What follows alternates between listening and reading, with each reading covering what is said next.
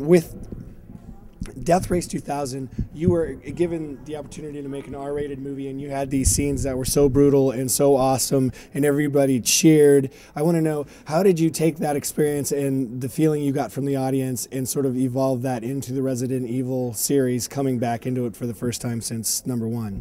Well, I've always been very, for me, filmmaking is all about the audience. I've never been a particularly kind of critically led filmmaker. Thank goodness, because I probably would have given up filmmaking.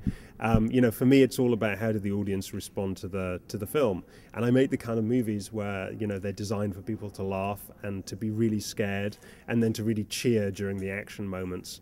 So I think I've always tried to deliver that in my films. And making a movie that played so well with audiences like Death Race, obviously I want to kind of continue that with Resident Evil.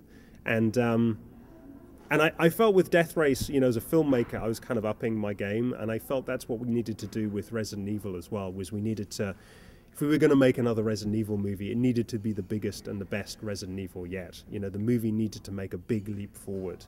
And part of that was 3D. Also part of it was, spending more money than ever before on the film to kind of elevate it in terms of more visual effects, a more kind of globe-trotting feel to the film. We shot in Tokyo. We shot in these amazing glaciers in Alaska. We shot in Long Beach. We shot on Hollywood Boulevard. We shot in Canada. I mean, we really went everywhere with this film to try and kind of deliver the biggest and best Resident yet. And with the fight sequences, you actually have to make contact. So how did that change the whole way that you had to choreograph this film? Well, that's the thing about 3D is it really changes how you shoot movies. I've been making movies for almost 20 years, but this felt like my first movie all over again because I had to relearn the technology, I had to relearn how to shoot. Because 3D, you alter the way you frame things, you alter the way you move the camera, you alter the way you edit. You edit slightly differently for 3D because shots can hold longer sometimes. And also, obviously I do a lot of action, I had to alter the blocking of scenes because in 3D you're aware of depth. So the traditional kind of Stallone style, you fake a punch and somebody goes, oh, it doesn't work because you can see there's a gap between the guy's fist and the other person's face.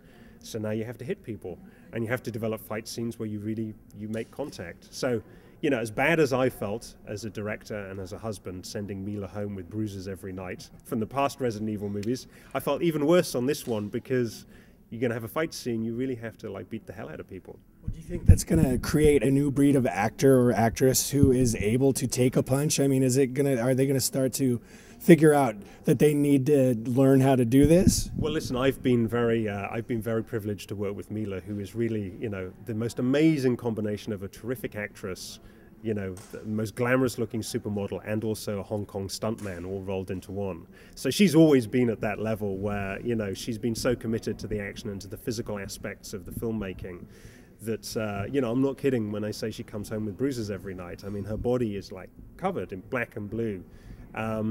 But I think that's more important. And I think it's one of the things, people don't appreciate how difficult it is to make action movies sometimes, and how difficult it is for actors. And I get this a lot from actors who've never done an action movie before, and they come in and they think somehow it's going to be easy. And then at the end of the day, they go, you know what, drama, that's easy. Showing your emotions, that's easy. This stuff, this is hard.